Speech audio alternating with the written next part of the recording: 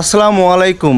দেশ এবং দেশের বাহির থেকে যারা আমাদেরকে দেখছেন, আজকে এমন একটি মাদ্রাসায় এসেছি যেখানে শত শত বাচ্চারা পড়াশোনা করছে এবং কোরআনের হাফেজ হতে যাচ্ছে এবং এখানে হাদিস নিয়ে গবেষণা হচ্ছে এবং এটা হচ্ছে এমন একটি প্রত্যন্ত এলাকা যেখানে এমন সুন্দর একটি মাদ্রাসা তৈরি হয়েছে যেটা দেখে আমি অভিভূত হয়েছি। কিন্তু এখানে একটি কষ্টের ব্যাপার যে এখানে মাদ্রাসাগুলো একটু ঝড় এলেই হুজুরদের অনেক ভয় হয় যে বাচ্চাগুলো যেন তারা প্রোটেক্ট করতে পারে। একটু বৃষ্টি এলেই বা একটু ঝড় এলেই তারা অনেক ভীতত্রস্ত হয়ে যায়। কেন নয়, এটা অনেক প্রত্যন্ত একটি এলাকা এবং প্রত্যন্ত একটি গ্রামের ভিতরে মাদ্রাসাটা করেছেন। এখানে 200 থেকে 250 বাচ্চারা প্রতিনিয়ত পড়াশোনা করছেন এবং এ মতো অবস্থায় হুজুর একটু কষ্ট হয়ে যায় এই বাচ্চাদেরকে জায়গা দিতে।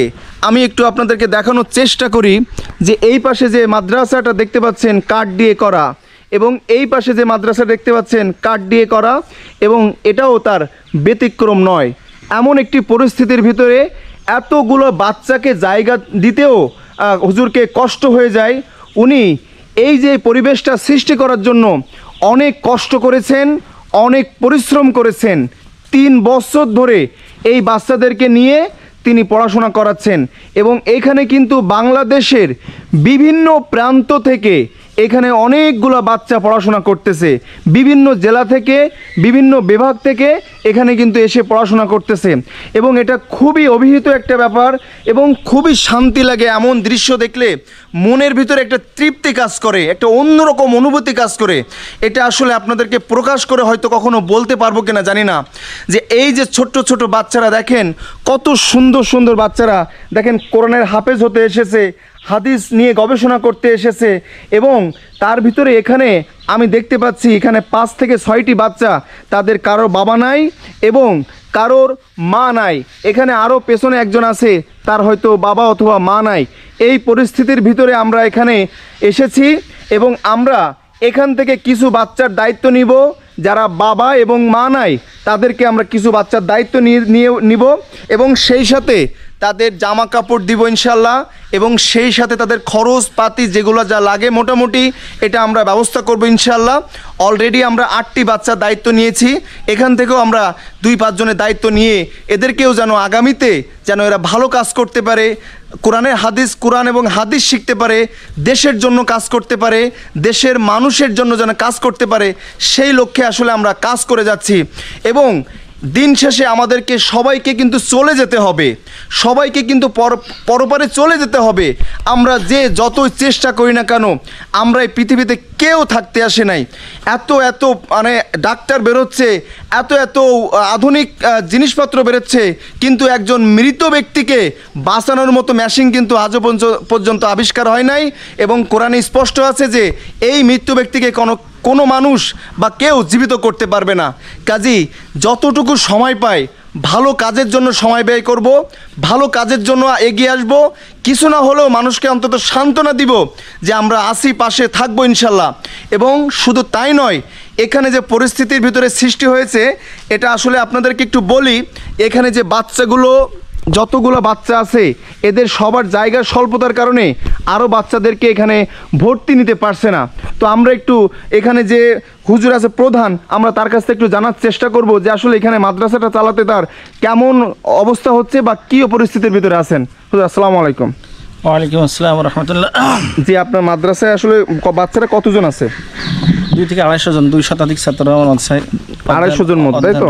জি জি। আপনার কি জায়গা হলে কি আরো বাচ্চারা এখানে আসবে? অবশ্যই অবশ্যই। জি জি। এখন এই যে বিল্ডিংটা আপনি করে রাখছেন, মানে বিল্ডিং বলতে ছাদ দিয়ে করে রাখছেন, এটা কেমন টাকা খরচ করছেন আপনি এখানে? ছাদ এখানে 15 লক্ষ টাকা খরচ হয়ে গেছে। এখন কি করতে চাচ্ছেন আপনি এখানে? এখানে যেহেতু ছাত্রদের আবাসিক এবং লেখাপড়ার ক্লাসরুমের অনেক সংকট এবং অনেক নিম্নমানের। জি জি। আর এছাড়া শীতকালে ছাত্রদের থাকা ঠান্ডা অনেক কষ্ট হয়ে যায়। ঝড় মানে বৃষ্টির কাঠের সময়- ভিতর দিয়ে আপনার বাতাস ঢুকে তো। জি জি, যেহেতু ঘরগুলো খুবই বেড়া, কাঠের বেড়া, কোনোটা চাষের বেড়া, কোনোগুলো এলোমেলো ফাঁকা, জি, তো জি। শীতকালে থাকতে প্রচণ্ড কষ্ট হয়ে যায়, বাতাস ঢোকে, ঠান্ডা ঢোকে। আর এখন বিশেষ করে এই ঝড় তুফানের সময়, বৃষ্টিপাতের সময় আরও বেশি কষ্টকর। জি জি। ঝড় বাতাস হলে ছাত্রদের নিয়ে আমরা অনেক চিন্তায় পড়ে যাই আর কি। মানে মাঝে একটা ঝড় হয়েছিল, এটা নিয়ে কি আপনি খুব আশঙ্কায় ছিলেন? আশঙ্কা মানে অনেক ভীত ছিলাম, অনেকেই দোয়া কালাম কান্নাকাটির ভিতরে ছিল আর কি, জি জি। যাতে কোনো আল্লাহ হেফাজতকারী বিপদ না হয়।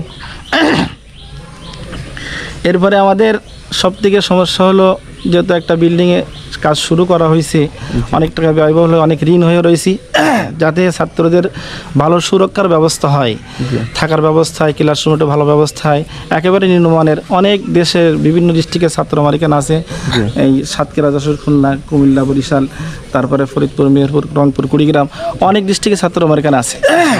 তো বাইরের ডিস্ট্রিক্টের ছাত্ররা আসতে একটু গার্জেন চিন্তা করে, যেখানে ভীতত্রস্ত হয়। বিতর্তিস্থ হয়, ভালো সুরক্ষার ব্যবস্থা আছে কিনা, খাওয়া দাওয়ার ব্যবস্থা ভালো আছে কিনা, সব দিক দিয়ে আমরা একবারে নর্মালি আছি। অথচ ছাত্র কোরআনের পাখিরা অনেক লেখাপড়া, আল্লাহ তাআলার রহমতে অনেক সুনামের সাথে এখানে লেখাপড়া হইতেছে, এলাকার সাথীরা অনেকে গেল, দেখেন, আপনারাও দেখতেছেন। আর এখন সব থেকে বেশি সমস্যা হলো আমাদের যে ছাত্রগুলো সুরক্ষার জন্য ঘর বাড়ি আচ্ছা, এখানে আপনার এই যে বিল্ডিংটা যেটা করছেন, নিচে যদি আমরা ইট দিয়ে আপাতত ইটটা দিতে পারি, এটা কেমন ইট লাগতে পারে এখানে? জি, ইট দিয়ে ঘেরাও করতে কমপক্ষে 15,000 টাকা মতো, 15,000 মতো ইট লাগবে আর কি। 15,000 ইট লাগবে, তাই জি, তো? ফ্লোরটা আর এখন যদি ঘেরাওটা দিতে, এটাও কমপ্লিট হয়ে যায়, জি জি, তাহলে আপাতত অন্তত ঝড় আসলে ওর ভিতরে সবাই আশ্রয় নিতে শুইতে পারবে। না পারলে অন্তত আশ্রয়টা আশ্রয় নিতে পারবে। এই আশ্রয় নিতে প্রসেসটা পারবে। চালাচ্ছেন, জি, তাই তো? জি, সেই। আচ্ছা, এবং আমি সর্বশেষ একটা কথা বলতে চাই, যারা দেশ এবং দেশের বাহির থেকে দেখছেন, তারা অনেকেই আমার মাধ্যমে দিয়ে অনেক ভালো ভালো কাজ করাচ্ছেন, আলহামদুলিল্লাহ। এবং এই মাদ্রাসাটাও তার ব্যতিক্রম নয়। আপনারা যে যেখান থেকে দেখছেন অবশ্যই এগিয়ে আসবেন। কেন নয়, যে একটু ঝড় এলেই দেখেন চাষের বেড়া দিয়ে ঘেরা এই মাদ্রাসাগুলোতে এখন আপাতত আমাদের এখানে কোনো দাবি নাই, কিন্তু আমাদের এই পেছনে যেটা ছাদ দেওয়া হয়ে গেছে, এটা আপনাদের সবার কাছে একটু দাবি করছে। এই কারণে যদি পারেন তাহলে কেউ 1000 ইট দিতে পারেন, অথবা 5000 ইট দিতে পারেন, অথবা এমন মানুষ আছে যারা আমাকে দেখেন, তারা এই 15,000 ইট দিতেও আমি মনে করি পারবেন, অনেকেই আছেন। তো যদি একটু এগিয়ে আসতেন তাহলে ইনশাল্লাহ আমরা এই মাদ্রাসাটিকে একটি সুন্দর মাদ্রাসায় গড়তে পারবো, এবং সুন্দর একটি মাদ্রাসা হবে ইনশাল্লাহ। এবং এখানে 15,000 ইট হলেই আমরা কাজ শুরু করতে পারবো। অলরেডি আমাদের 2-5 হাজার ইট চলে আসলে আমরা কাজটা শুরু করবো ইনশাল্লাহ, তাই তো? কাজ শুরু করে দিব পর্যায়ক্রমে। আপনারা কাজ দেখে আরও আমাদের সাথে এগিয়ে আসবেন ইনশাল্লাহ। সবাই আমাদের জন্য দোয়া করবেন, যাতে আপনাদের সবাইকে নিয়ে আমি ভালো ভালো কাজ করতে পারি। এই প্রচেষ্টাতে আমরা চালিয়ে যাচ্ছি ইনশাল্লাহ। এবং এখানে দেখেন শত শত বাচ্চা, এবং এখানে আসার পর আমি শুনেছি যে বাচ্চাগুলো সবসময় ভালো মন্দ খেতে পায় না। তো আমি হুজুরকে বলেছি আমরা এখানে একটা ছাগল দিয়ে একটা বিরিয়ানি রান্নার ব্যবস্থা করে দেবো ইনশাল্লাহ।